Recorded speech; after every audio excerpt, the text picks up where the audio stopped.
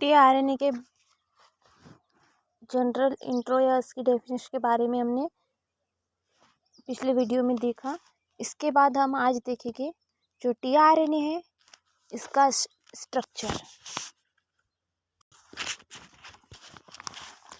TRNA की structure या tRNA की संरचना जो है वो सबसे पहले आर होली साइंटिस्ट ने 1965 में सर्वप्रथम इन्होंने जो टीआरएनए है इनकी प्राइमरी स्ट्रक्चर या न्यूक्लियोटाइड्स के क्रम को या सीक्वेंस को निर्धारित करने के लिए ईस्ट एलेनिन टीआरएनए की संरचना का इन्होंने अध्ययन किया था।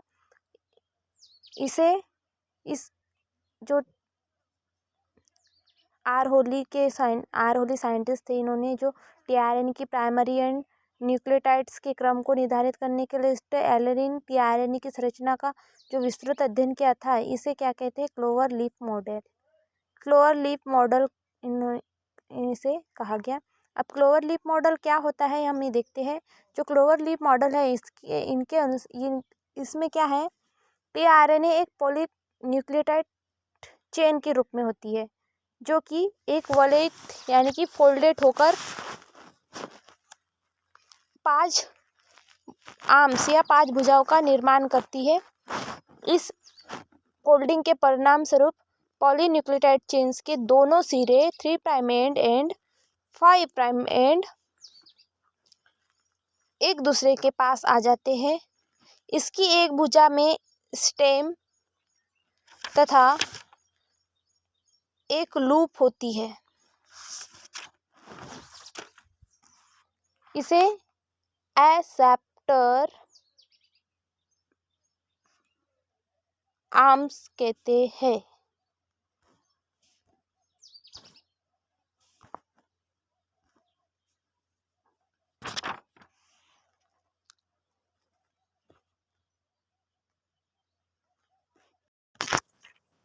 जो क्लोवर लीफ मॉडल है इसके अनुसार जो टीआरएनए एक पॉलीन्यूक्लियोटाइड चेन्स के रूप में होती है जो कि फोल्डेड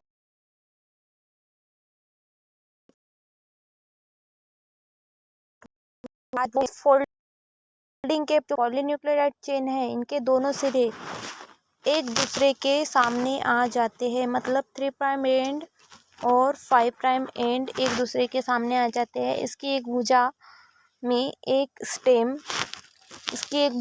स्टेम एक लूप होती है।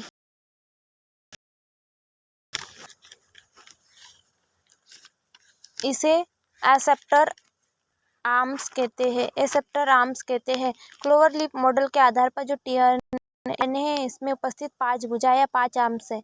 नंबर 1 एसेप्टर आर्म्स या एसेप्टर स्टेम या आर्म।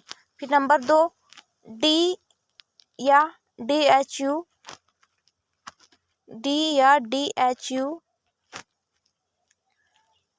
आर्म।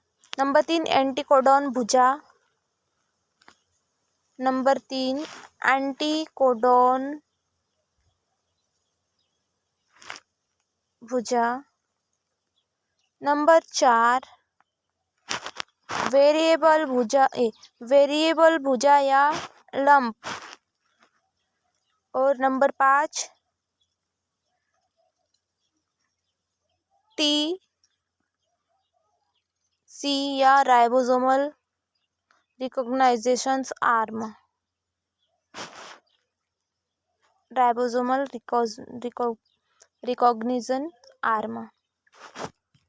ये 5 प्रकार के। नंबर 1 ये एसेप्टम आर्म। नंबर 2 डी या फिर इसे डी लूप भी बोलते हैं या DHU arm. Number 3 anticodon arms. Number 4 variable या लंप। और ये नंबर 5 है यहाँ टी या राइबोसोमल रिकॉग्नाइजेशन आर्म। अब हम देखते हैं यहाँ कि जो फर्स्ट भुजा है हमारी एसेप्टर स्टेम या एक्सेप्टर आर्म। ये क्या होती है? एसेप्टर आर्म्स में लगभग 7 बेस पेयर्स एवं 4 अनपेयरिंग न्यूक्लियोटाइड्स पाए जाते हैं। 7 बेस पेयर एवं 4 अनपेयरिंग बेस पेयर पाए जाते हैं। इन चारों अनपेयर न्यूक्लियोटाइड्स में CCA क्रम पॉलीन्यूक्लियोटाइड श्रृंखला के 3 प्राइम एंड पर दिखाई देते हैं, 3 प्राइम एंड पर पाए जाते हैं। इसे अमीनो एसिड अटैचमेंट साइट कहते हैं। CCA इस अनपेयर न्यूक्लियोटाइड्स को या पॉलीन्यूक्लियोटाइड श्रृंखला के ये 3 प्राइम पर जो पाए जाते हैं CCA, इस क्रम को क्या कहते हैं? Amino acid attachment site. Amino acid attachment site कहते हैं। टीआरएनए के जो 5वें सिरे पर ग्वानिन तथा साइटोसिन्स में से एक क्षारक उपस्थित रहता है। यहाँ या तो ग्वानिन रहेगा या एक क्षारक प्रेजेंट रहेगा। ये हो गई हमारी एक्सेप्टर साइट। एक्सेप्टर साइट में क्या क्या है? एक्सेप्टर स्टेम या एक्सेप्टर आर्म में इसमें जो 7 क्षारक बेस पेयर है,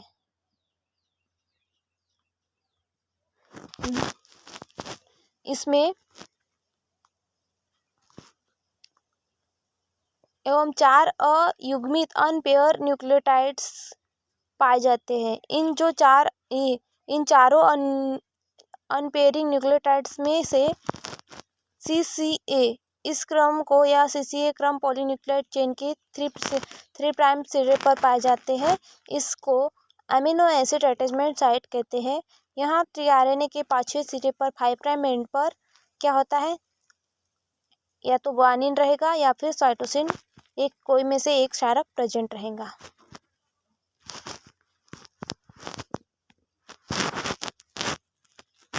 अब दूसरा DHU भुजा। यहाँ क्या होंगे? 15 से 18 न्यूक्लियोटाइड्स में से मिलकर ये बना होगा और इसके 2 भाग होंगे। प्रथम भाग स्टेम कहलाता है। इसके 2 भाग होंगे। प्रथम भाग स्टेम कहलाता है और द्वितीय भाग को हम लूप बोलते हैं, जो कि क्या कहलाता है? 4 क्षारक युग्मों का बना होता है और इसके द्वितीय भाग को लूप बोलेंगे। यह 7 से 11 युग्मित न्यूक्लियोटाइड का बना होगा। जो डी भुजा है या डी लूप है, इसमें उपस्थित लूप को प्रथम लूप या डाईहाइड्रोयूरेडिन मतलब DHU डाईहाइड्रोयूरेडिन लूप या फिर डी लूप भी कहते हैं। इसमें जो 2 परिवर्तनशील भाग होंगे, अल्फा और बीटा, यानी 2 निश्चित ग्वानिन रेड्यूसेस की तरफ पाए जाएंगे। इस भाग में 1 से 3 न्यूक्लियोटाइड्स होते हैं जो कि पिरिमिडिन्स के बने होते हैं। इसके साथ साथ इस भाग में DHU की आनुपातिक मात्रा अधिक होती है। डी लूप में एक भाग में अमीनो एसिड सिंथेसिस स्थल होता है, जो कि अमीनो एसिड को सक्रिय करने वाले enzymes amino acid activity enzyme को पहचान करने का कार्य करती है। इस भाग में डी लूप की ओर होगा। इस स्थल का कुछ भाग डी लूप की ओर होगा, जबकि शेष भाग एक्सेप्टर भुजा की ओर 5 सिरे पर की ओर स्थित होता है। थर्ड वाला जो है एंटीकोडॉन आर्म। एंटीकोडॉन आर्म में क्या होगा? एंटीकोडॉन आर्म जिसमें एक एंटीकोडॉन स्टेम से एक लूप होता है, जिसे एंटीकोडॉन लूप कहते हैं। इस एंटीकोडॉन में 5 शार्प बेस पेयर पाए जाते हैं, जबकि एंटीकोडॉन लूप में 7 अनियमित न्यूक्लियोटाइड्स पाए जाते हैं। इसमें से 3 न्यूक्लियोटाइड्स एंटीकोडॉन बनाते हैं, इसे सेकंड लूप कहते हैं। एंटीकोडॉन mRNA की संरचना 3 संपूरक क्षारक वाले कोडॉन्स का अभियान करती है। एंटीकोडॉन लूप के 3 सिरे पर की ओर एक हाइपर मिडाफाइड फ्यूरिन H पाई जाती है, जबकि 5 छोर पर पिरामिडिन Y पाई जाती है।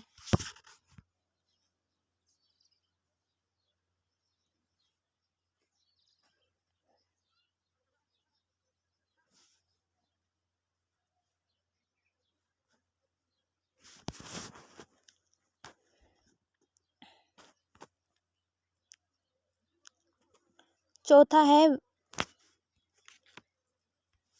वेरिएबल भुजा या वेरिएबल आर्म। यह एक छोटी सी भुजा होती है।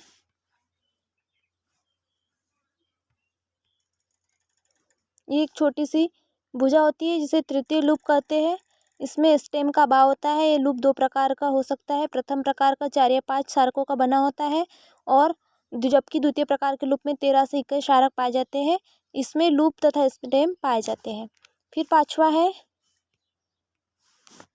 टी या सी या राइबोसोमल रिकॉग्नाइजेशन साइट। इस भुजा में 5 जोड़ी क्षारकों का बना हुआ एक स्टेम 7 न्यूक्लियोटाइड युक्त एक लूप होती है।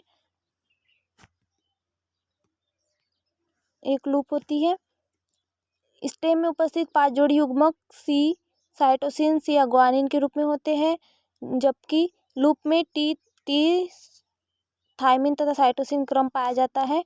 सी लूप में एक ग्वानिन थायमिन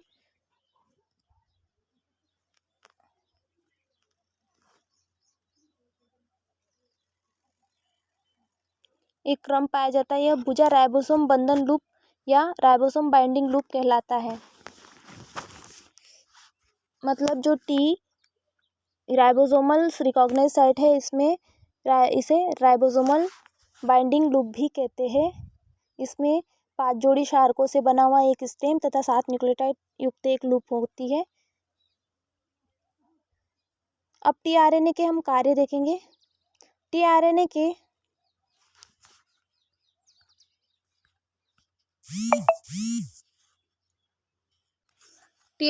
कार्य देखेंगे। टीआरएनए के कार्य क्या क्या होते हैं। टीआरएनए का मुख्य कार्य है कोशिका द्रव्य से सक्रिय अमीनो एसिड को राइबोसोम्स के अटैचमेंट साइट से जोड़ने का कार्य करते हैं तथा अमीनो एसिड को आपस में पेप्टाइड बॉन्ड द्वारा पॉलीपेप्टाइड श्रृंखला का निर्माण करने में मदद करते हैं। मतलब टीआरएनए का मुख्य कार्य कोशिका से या कोशिका द्रव्य से सक्रिय अमीनो अम्लों को राइबोसोम्स के बंधन स्थल यानी कि अटैचमेंट साइट से जोड़ने का कार्य करता है और अमीनो एसिड को आपस में पेप्टाइड बॉन्ड द्वारा पॉलीपेप्टाइड श्रृंखला का निर्माण करने में मदद करता है। ये टीआरएनए के कार्य है।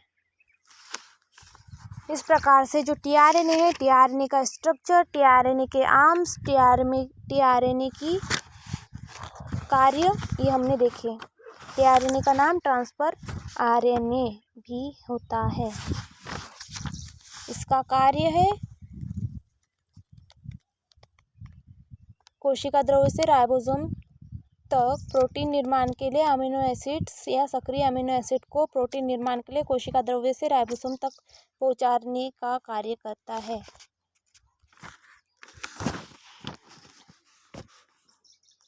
इसमें टीआरएनए में कितने 5 आर्म्स का निर्माण होता है, यानी कि जो टीआरएनए है एक पॉलीपेप्टाइड चेन्स के रूप में होती है जो कि फोल्डेड होकर 5 भुजाओं का निर्माण करती है। 5 भुजाएं कौन से ये acceptor arms number 1, number 2 DHU या इसको बोलते हैं डाईहाइड्रोयूरेडिन या फिर डी लूप। तीसरी है एंटीकोडॉन आर्म, चौथी वेरिएबल आर्म और 5वीं है राइबोसोमल रिकॉग्निशन आर्म। और इन 5 भुजाओं का निर्माण होता है फोल्डिंग होकर और पॉलीपेप्टाइड श्रृंखला के दोनों सिरे 3' एंड 5' एंड एक दूसरे के पास आ जाते हैं। इसकी एक भुजा में या तो एक भुजा में स्टेम होता है एवं लूप होती है और इसे रिसेप्टर आर्म्स कहते हैं।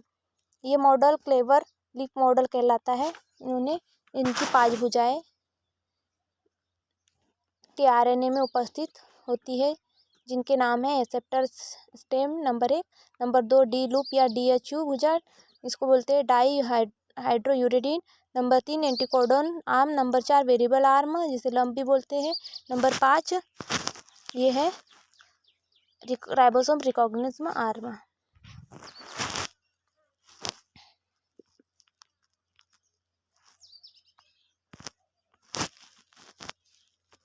यहाँ इस साइट को अमीनो एसिड अटैचमेंट साइट बोलते हैं जिसका क्रम है CA पॉलीपेप्टाइड के 3' एंड पर पाए जाते हैं और इसमें 7 बेस पेयर एवं 4 अनपेयर न्यूक्लियोटाइड्स पाए जाते हैं, इसे एक्सेप्टर आर्म्स बोलते हैं। फिर दूसरी जो होती है उसे डी भुजा या डी लूप बोलते हैं। तीसरी चीज़ होती है जिसको एंटीकोडॉन आर्म बोलते हैं। चौथी वेरिएबल आर्म और पांचवी राइबोसोमल रिकॉग्निज्म। इस प्रकार से टीआरएनए यानी कि ट्रांसफर आरएनए होता है। तो जनरली जो टीआरएनए है वह सक्रिय अमीनो एसिड को प्रोटीन फॉर्मेशन के लिए साइटोप्लाज्म से राइबोसोम तक पहुंचाने का कार्य करता है, जिसे हम टीआरएनए कहते हैं। घुलनशील आरएनए या सोल्यूबल या एसआरएनए भी कहलाता है। इसका जो आकार है वो बहुत सूक्ष्म होता है, यानी कि इसका अल्ट्रा सेंट्रीफ्यूगेशंस 1,00,000 जी तक पर ही अवक्षेपित करना संभव होता है। जो कोशिका है इसमें संपूर्ण आरएनए का 10 से 15% ही भाग बनता है। इसका आकार अपेक्षाकृत छोटा होता है और जो टीआरएनए है इसका मोलिकुलर वेट होता है 25,000 से 30,000 डाल्टन तक। और इसका कार्य क्या होगा? प्रोटीन निर्माण के समय कोशिका द्रव्य में